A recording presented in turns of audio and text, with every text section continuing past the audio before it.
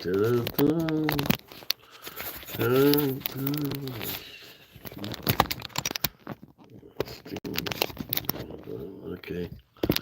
I got here.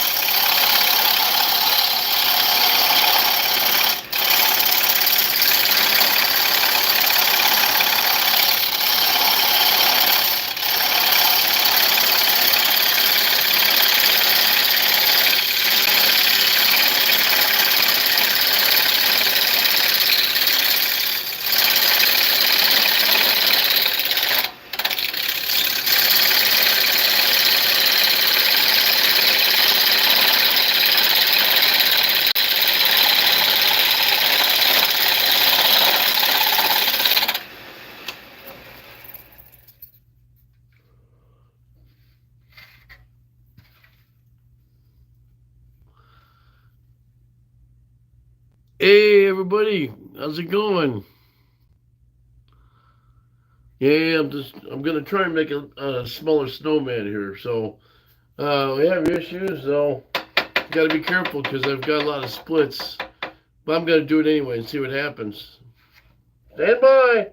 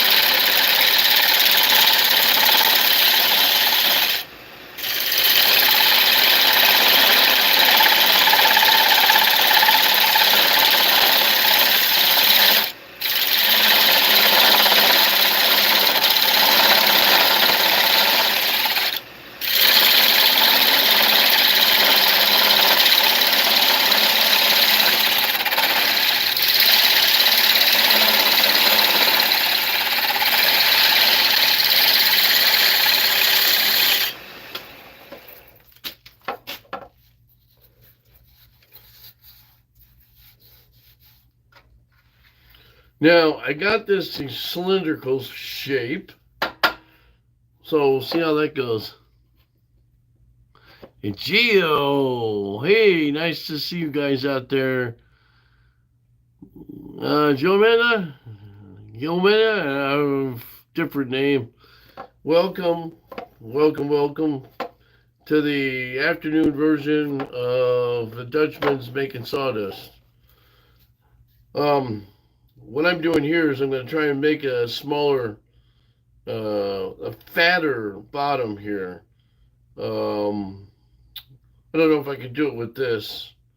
But one of my friends, Holly Denny, Dizzy Turner, she does a really great job of making some really fat ones on the bottom. So I don't know. I'm trying to see if I can't do the same thing in my own version, but I suck at it.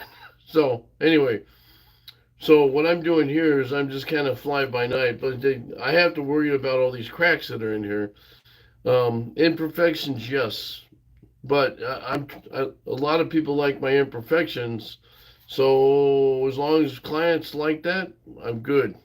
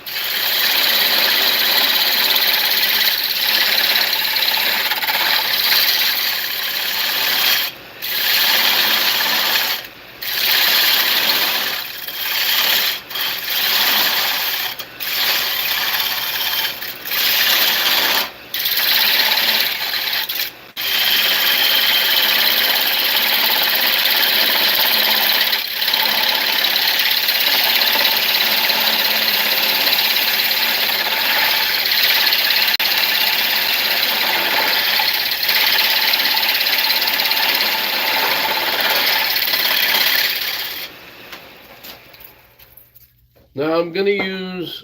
You see how it's split? Up, up, up. This is a pear tree that I had cut down last year, and it sat in the garage. And I wasn't quick enough to put any anchor seal on it, but that's okay.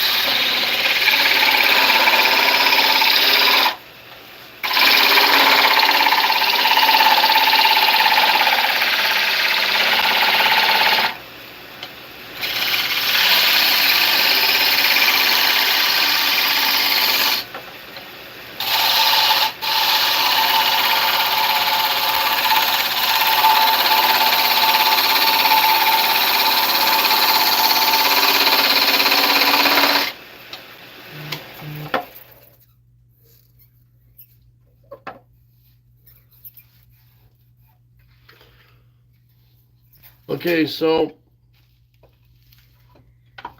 you could say the snowman's got a split personality. Oh, I'm so funny. Hey,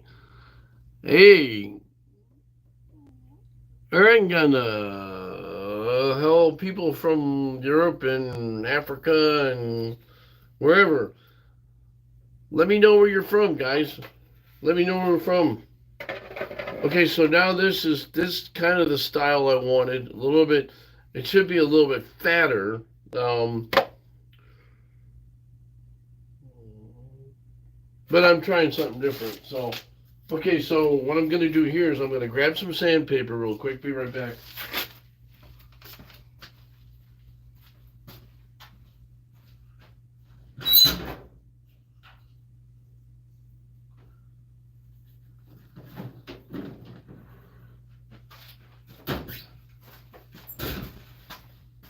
So as you know, I get this stuff here. Really, it's really good stuff. So really, really good show. One other thing I gotta do, we'll be right back with that too.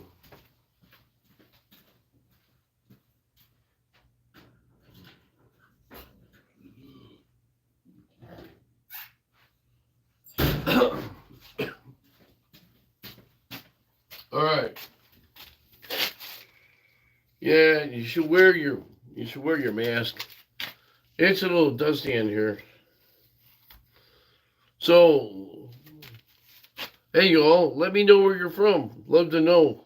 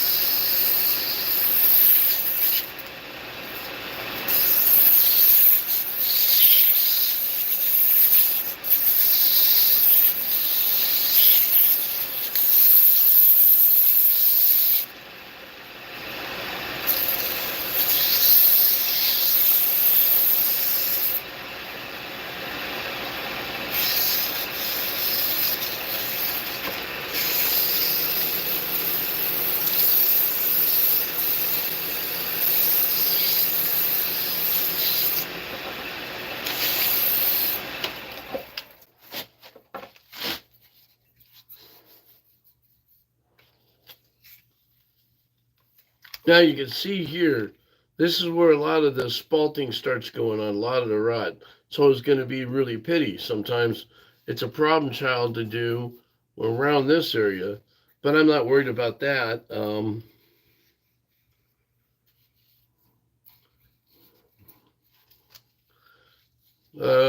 want to say hopefully it's done. See, a lot of times you can take and solve the problem. If you're going like this, okay, so all you're doing, the grains, you're going against the grain, all right? So the grain is like this, right? So a lot of times when you go to sand, sanding it this way doesn't always, it leaves rings. So what you got to do is hand sand this way. I do have another sander that I use, and I don't know if it would correct, but see, it gets a lot of pitting. There's a lot of pitting around where the splits are. And so what I end up doing is actually taking my palm sander and doing this. Yeah, it is a snowman. And usually, I don't know. I could probably fill that in with something. Now, this is why I tell people to keep the sand sawdust. When you got like sawdust like this, I can take some of that Gorilla Glue and put it in here and mix the Gorilla Glue with the sawdust. If you use Tight Bond because it's got that white stuff in it, the pigments, yeah, I don't think it would. Or you could do a resin thing. But you know what? I don't think the resin thing's gonna work with this. In fact, I think maybe clear whatever you put on it works better. Okay, so now what I'm gonna do.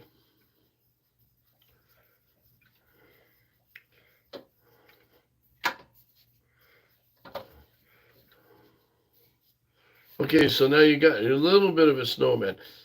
All right, that's a two-piece. Now what I'm gonna end up doing is putting a scarf on this and eyeballs and buttons.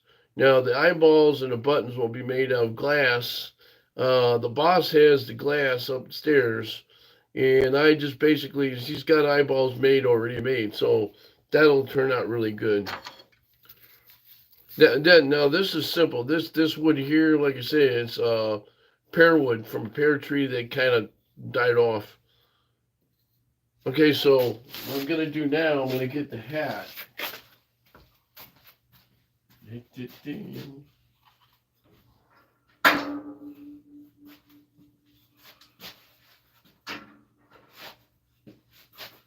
they can find a hat, what do they do with it?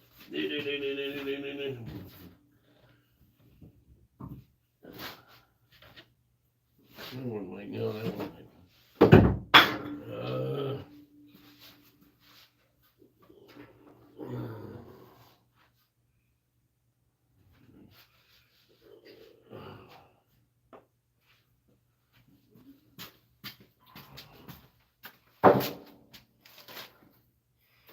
Okay, so now the idea here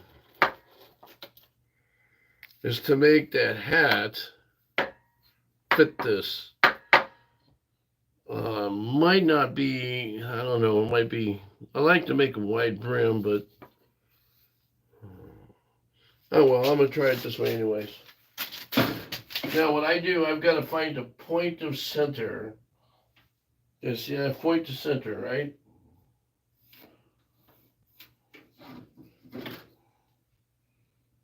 You got to find a point, to land a point.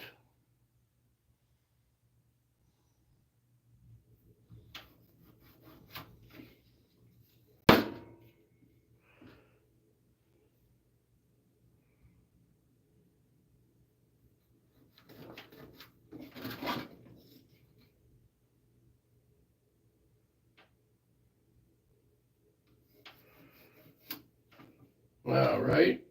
Okay, so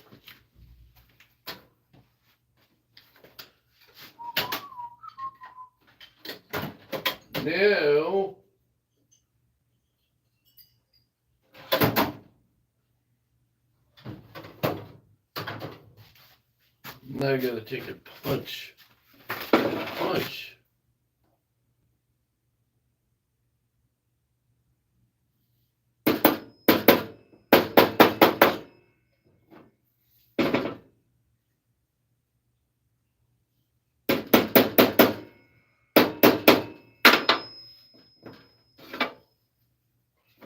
Nobody's home.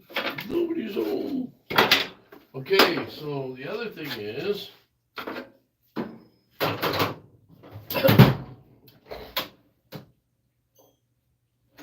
right, now I've got to take the corners off.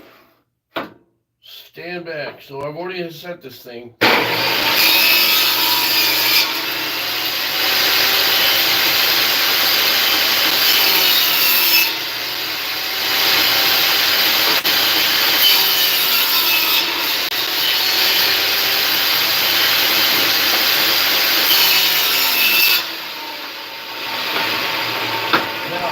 Never touch the saw when it's running.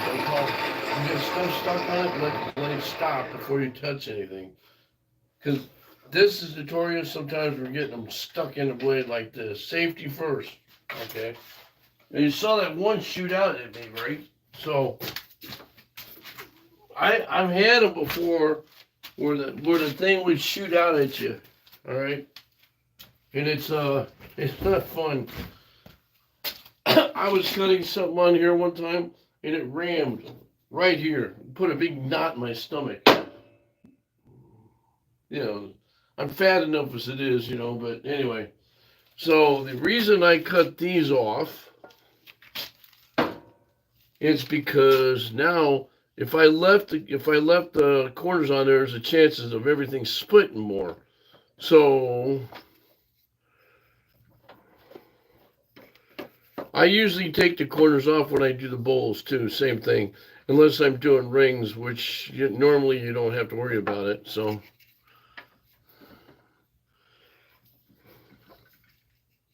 Mary Beth!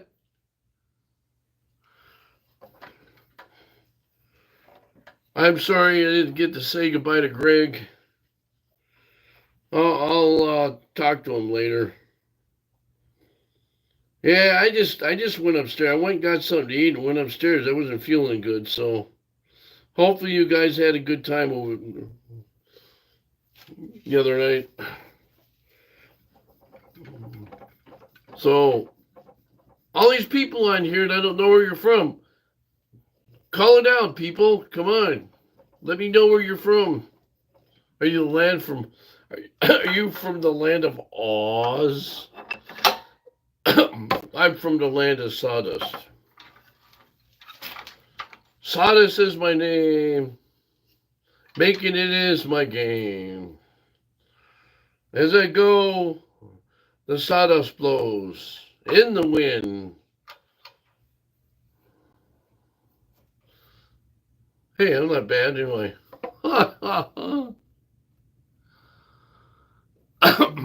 Doing good, buddy. How you doing? Call it out. Okay, so now I'm gonna make the hat. So I look at this thing and I go, where's the problem child? Right here. So this will probably be the bottom and this will probably be the top. Because the splits are here. Um, this one probably won't be too bad.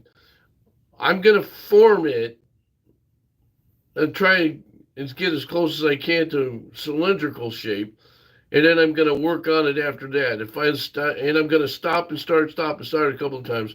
Reason being is I might even have an oddball shape. I just don't want to go too small to where it won't fit in his head. Get a heads up, heads up. Uh huh.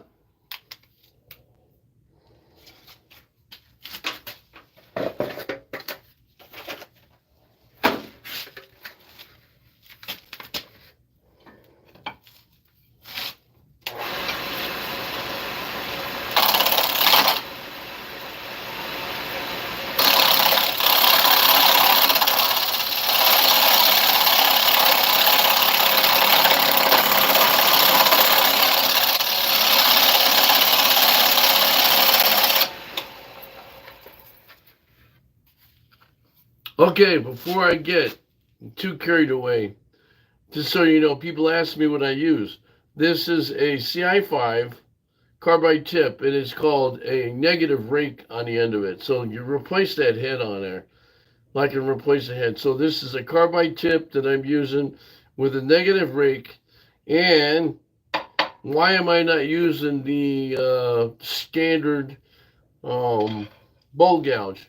Well, because I like using this. It goes much faster. I like the bowl gouge, but I'm just used to using this. So to those professional people that are always hit me up, you use the wrong tool. Well, this is my tool. And if I want to use my tool, then I am a tool.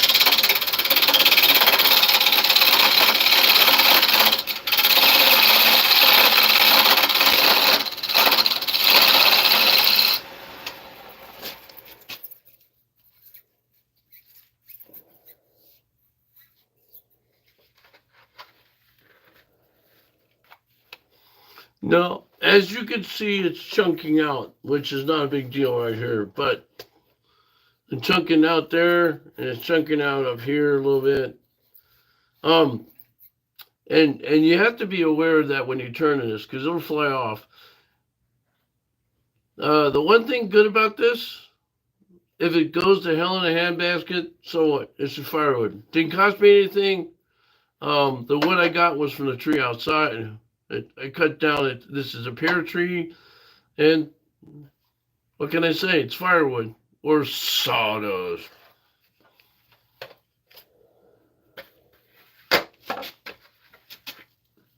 Okay, I got to put a disclaimer out there first.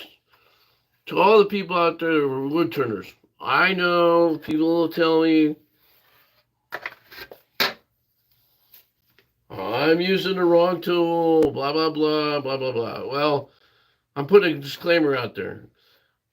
When you buy a lathe and you get the proper tools and you learn them, you have to usually learn them first and then add to it as you go. And whatever preferred tool you like, use it. It isn't a strict rule that you have to use a bowl gouge or you have to use this or that. This is a good example. Gerald, my friend Gerald Vance, by the way, he showed me that I'm supposed to be using it this way. Well, I did a couple of times. I've been using it that way before. I've used it for other things, parting like this. But the most favorite tool that I like doing, if there's any, and I got it even flat, and I put a little pressure on this end as I'm pulling towards the stock this way, it flattens all the rings out so that it's smoother. So when I go to sanding it, that's what happens. But okay, so I use it for a different reason. I'll use it the way it's supposed to be. Same thing with a bowl gouge. I very rarely use a bowl gouge because actually this thing takes off more material at one time than the bowl gouge does. Now some guys will argue differently on that, but this one is easier to use. Plus, hey, I don't have to worry about sharpening it, and I'm a lazy butt, so there you go. I hate sharpening. You know, to some people, it's like doing clothes, or doing dishes. All right, if you hate doing dishes, you hate doing clothes. Well, it's about like me with this. I hate sharpening tools, so if I could get away with using a carbide tip on something, I'm good to go. Because I can't sharpen with the crap anyway. So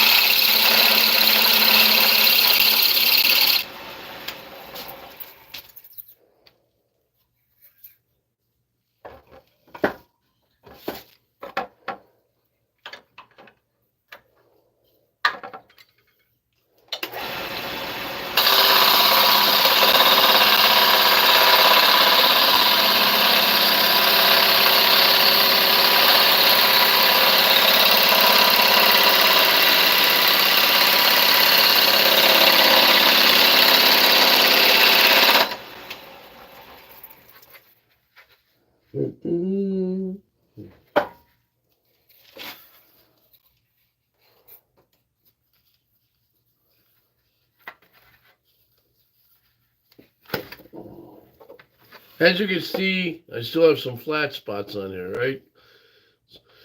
So I got to work a little bit more on that. So, um, anybody is watching me want to ask a question, feel free. Don't feel afraid to do it. If you haven't subscribed, subscribe to me. That'd be great because every time I do something, you should get notified about it. No, I don't charge. Don't push the join button because that's the one that probably will cost you. I'm not into that thing. A lot of people I know that are doing the same thing I'm doing. We're charging. Now you have to join, but you have to pay so much a month, and it's like a magazine. I'm not that way. I don't believe in it. I believe in passing the word on and networking with people free because I don't. You already cost you enough if you're trying to do your own thing. So there, anyway. So what I'm going to start doing is figure out how I want to do this. So this is the top, obviously, because it's got all the bad problems on it. So what I want to do is probably start here and put a groove in here. So I just need to turn this a little bit more to make it flatter. I'm not so much worried about this because I'm going to be taking some out.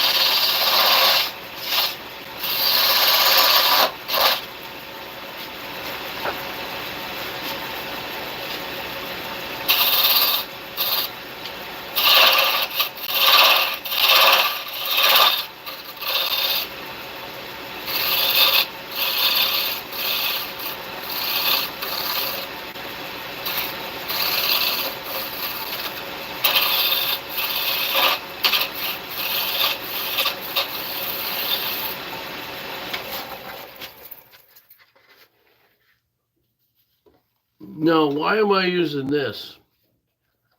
I know this is a CI2. It's got a square head on it and a different rake.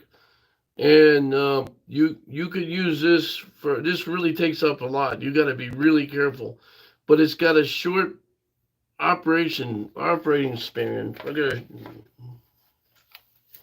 One of the things that these tools have markings on, and it'll show you maximum overhang. And when they say maximum overhang, you see it right there. That's because that's as far out as you want to go on your tool rest. See, one of the reasons is this thing will grab like this. It's notorious. This one's the same way. This one's the same way. The thing is rubbed off. I know where it's at, but it's got the same maximum overhang right about there. And you get too close to it, it'll go like this on you. So typically when I use it, I like to keep it about no more than an inch, but between a half inch and an inch working space. And it's got to be level. So no, my biggest problem is sometimes I move around a lot, up and down like this, but you got to have it like this.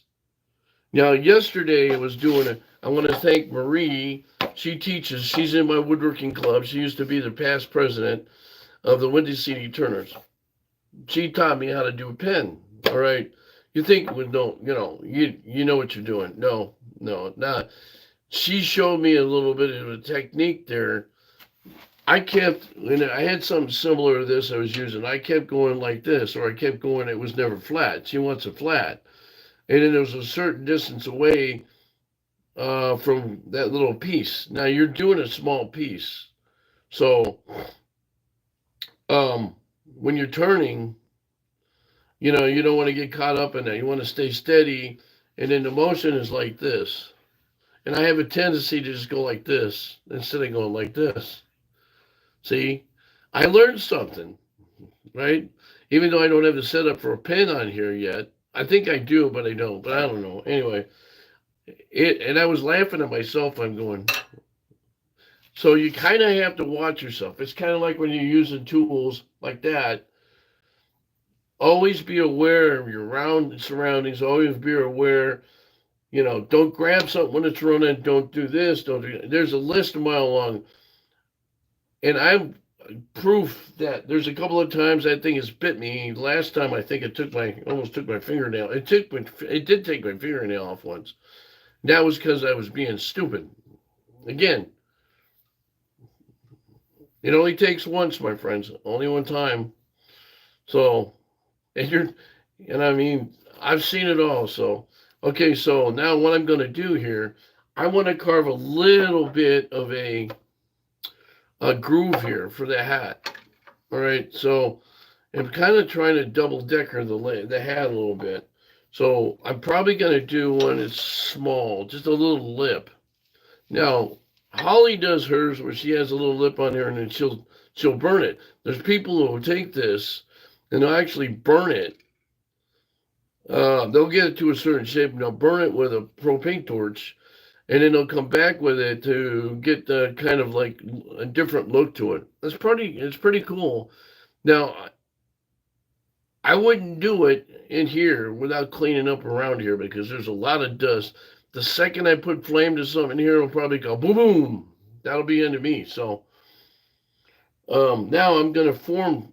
Actually, I'm gonna form this a little bit more before I put that groove in there because I might not. I'm gonna put a couple of grooves in the hat anyway, but I'm gonna try and shape it toward the middle of this is narrower.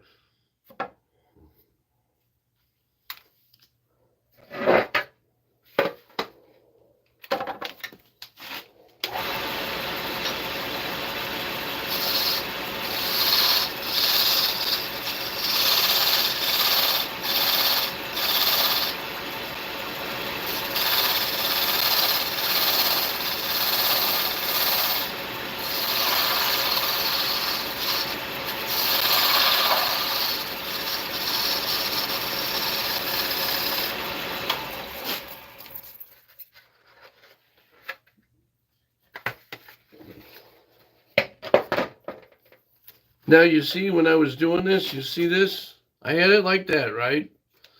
You see how far away I am from it? Again, you have to be careful with these tools. These will bite you. They'll go in you. So the closer to this, the better. You never want to be. I always use my pinky as a gap. It's like a half inch. Lowe's was having when they first opened up out here years ago. They were having this contest to drill screws with one of their. I think it was a wall drill. If you drilled so many screws in a certain distance, you win a drill. Well, from here to here is exactly 3 inches. So the idea was you had to be like 9 inches, right? Every 3 inches you had to do it. So all I did was just use my finger because I didn't have a tape measure. You couldn't use a tape measure. Boom, boom, boom, boom. Drilled the truth. And then did I win anything? No. Unfortunately, there was a technicality in it, but and I can measure with this exactly 3 inches. This one's the same way. So you should try measuring your fingers where your grooves are, remove it, and see what the distance is.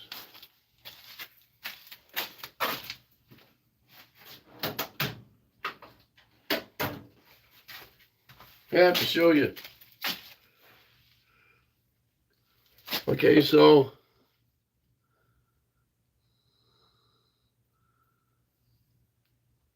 see? No, I wouldn't lie to you, would I? Same thing. This one's shorter. Okay, so this is what's funny. My finger here is like this one here is 2 3/4. But that's what I'm saying. One finger, that's weird, and then one finger's longer than the other. All right, I'm going to shape this a little bit more.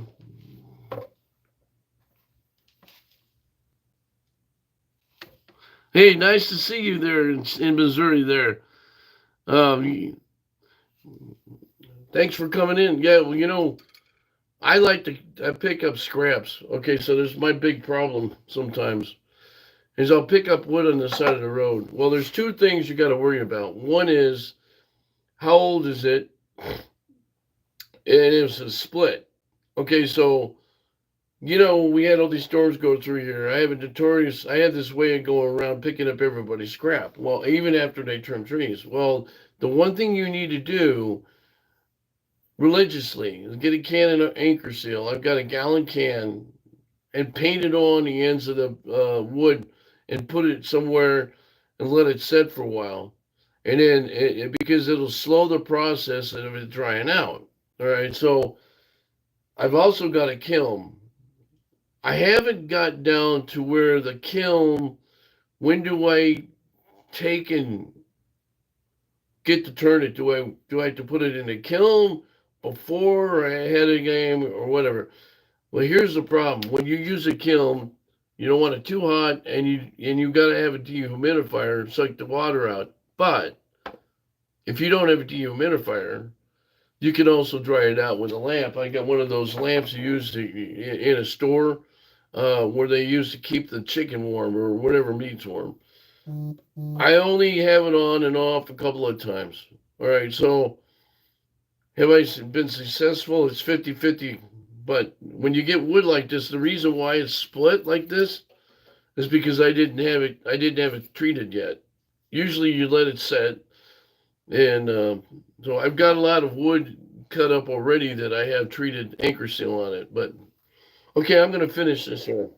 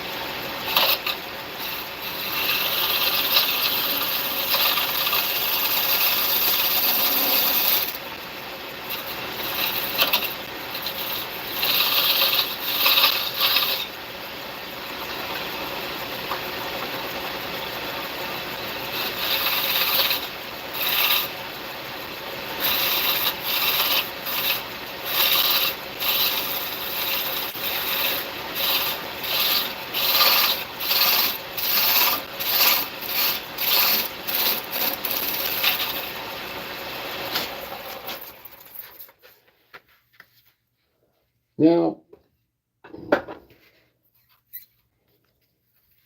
here's the thing that happens to you sometimes. It isn't your tools. It's just that you're going to be prepared for that. Chips out of here. So part of the problem is when you're doing something like this, if you're ever going to do a groove, sometimes I like to make it, you just kind of experiment. I think I probably should have waited until I got down here before I came back and did this. But I don't know. It probably would have done the same thing because there's a lot of weak spots in here. So you see what I was doing? Though this is the whole thing right here. Is I wanted to leave a ring in here. What I might do is I might stain that black. I don't know how I'm gonna do that, but I don't know. I'm gonna try and use this, stain this a darker color.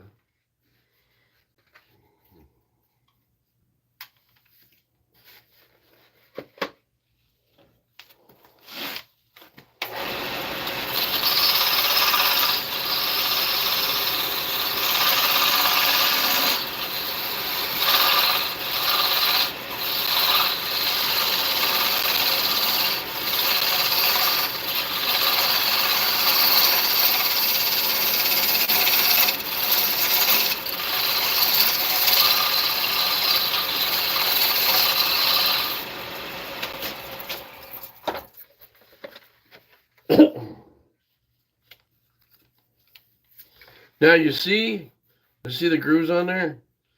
So a lot of times I'll come back with that straight edge and get them out of there.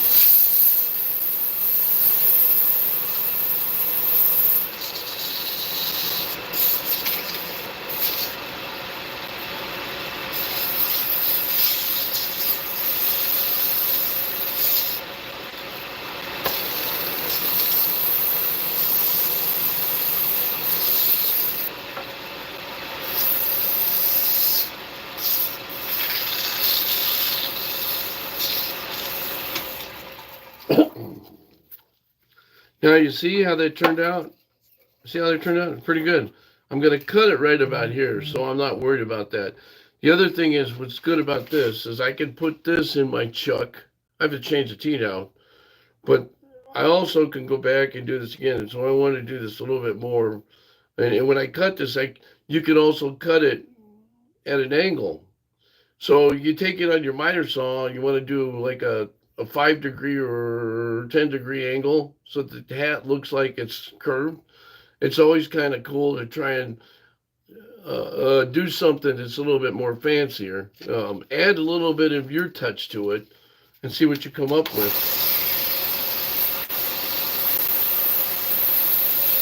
Anybody that knows me knows I'm all over the place, so I'm not afraid to experiment, even if it's going against the grain, so to speak. You know, like everybody says, don't go with the pith, go against the pith. And I've done it both ways, and sometimes it works, sometimes it doesn't. And I'm not worried about it because I'm not buying a lot of expensive wood.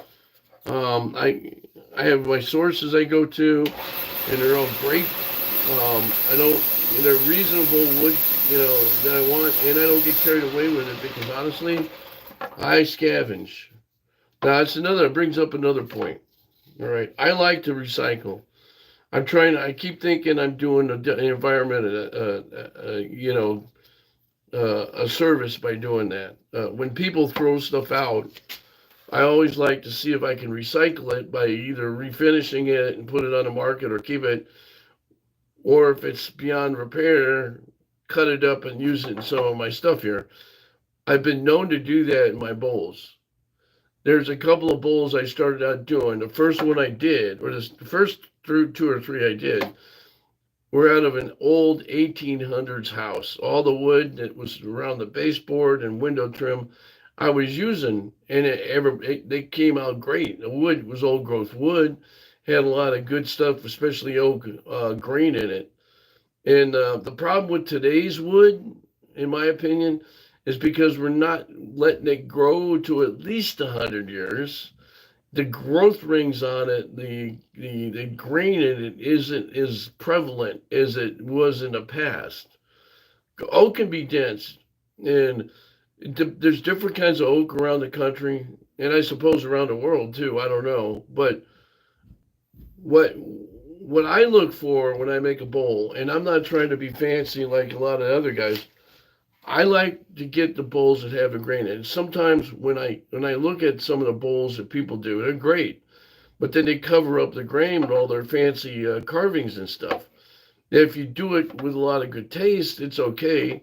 I hate that because it's like, okay, what was the purpose of turning this wood?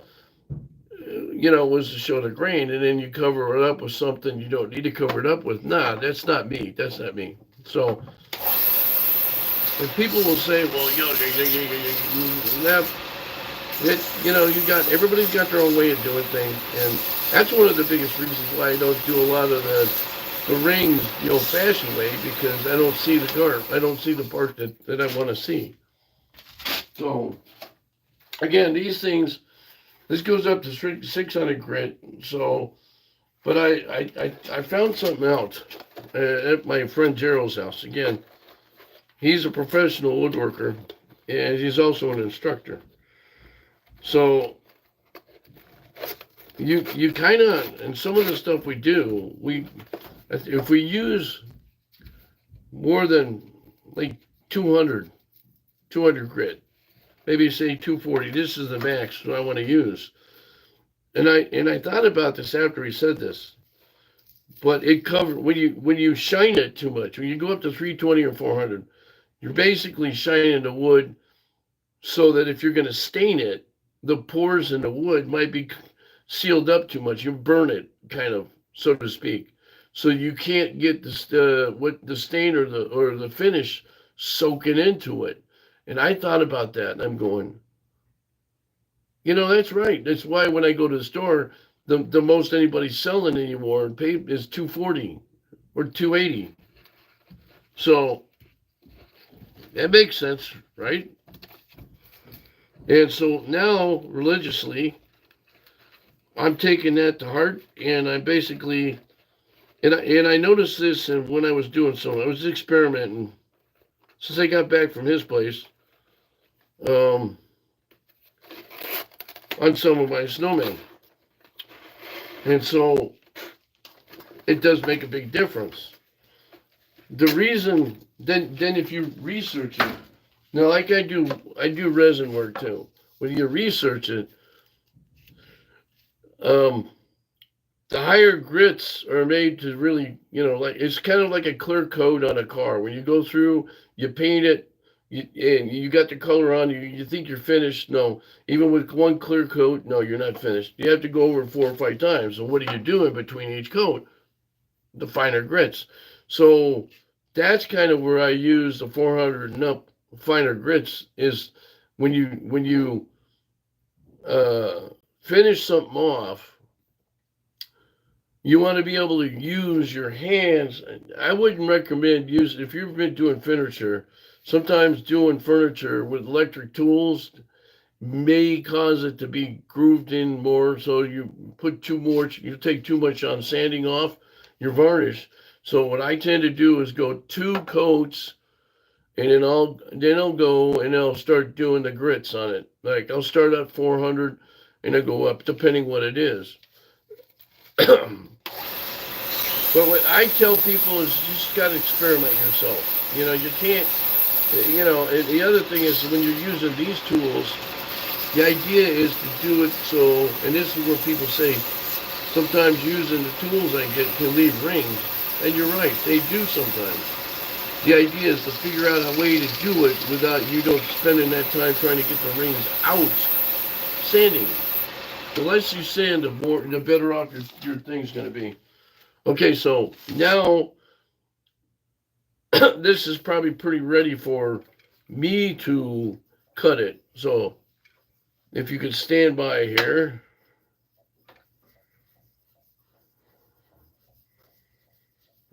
Because I think this is too big for the head.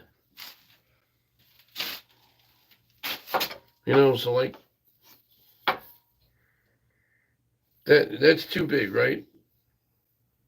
And I will land down too. And then I'll do this a little bit too. I usually concave it. So what I was thinking right about here.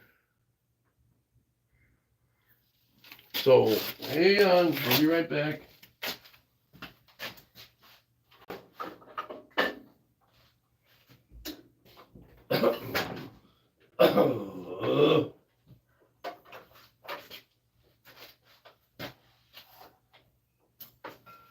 One thing's good about doing having everything portable. It just makes my life a lot easier moving things around. Okay, hang on. Stand by. Stand by, please.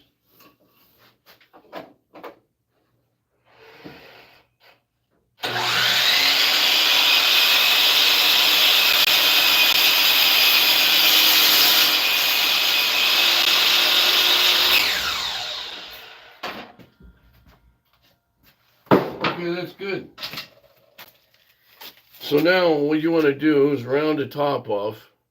I just cut it straight, but I'm going to round the top off a little bit with a sander. But you can put it back on here and do it. You can do it like this. We'll see if I can get it dead center. Otherwise, I'll have to find the center.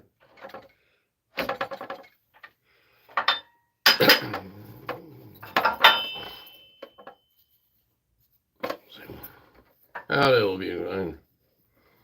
I'll just take a chance. That'll be fine. You know, I want an oddball look anyway. Now you gotta be careful of this too. That's the other thing. So whatever you use,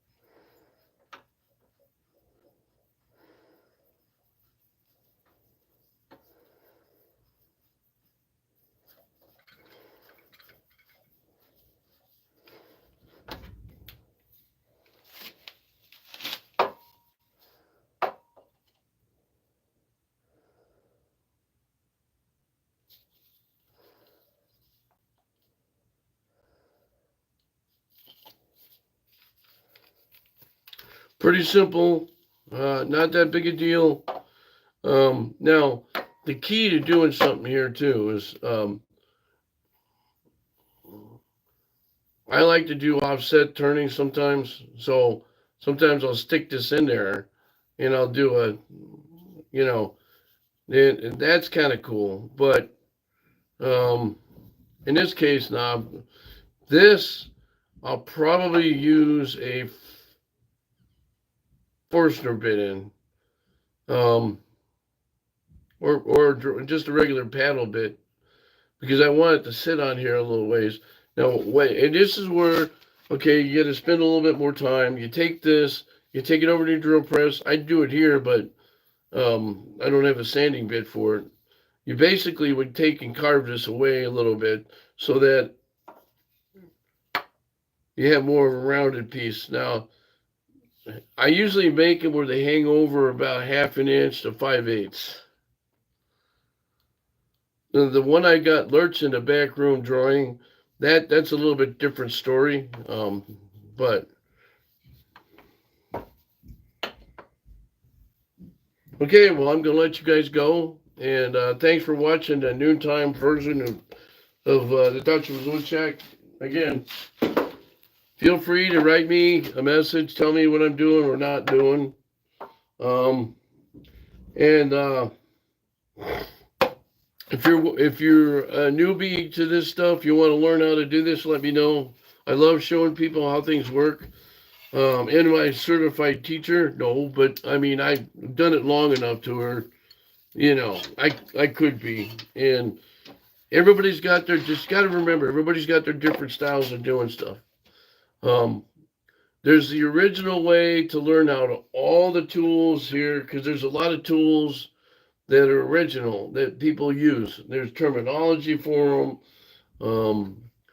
But in the long run, you add to them. And I've added 1, 2, 3, 4, 5, 6, 7, 8.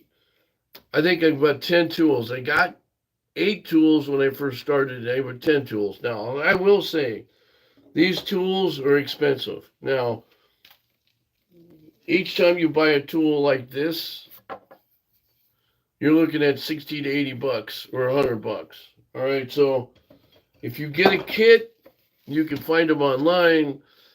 The ones that are like this, as you can see, I butchered the crap out of this one, but anyway, this one works pretty good. But This is a HSS M2 5/8. This is pretty good, but the only problem I have is it's coming out. I have to glue this. You have a set of this, you know. So I got a phone call coming in. I'm getting out of here. You guys have lunchtime, and I'm gonna go get something to drink and eat. God bless. If you're not making sawdust, you're not being creative. So give it a program. Adios, amigos.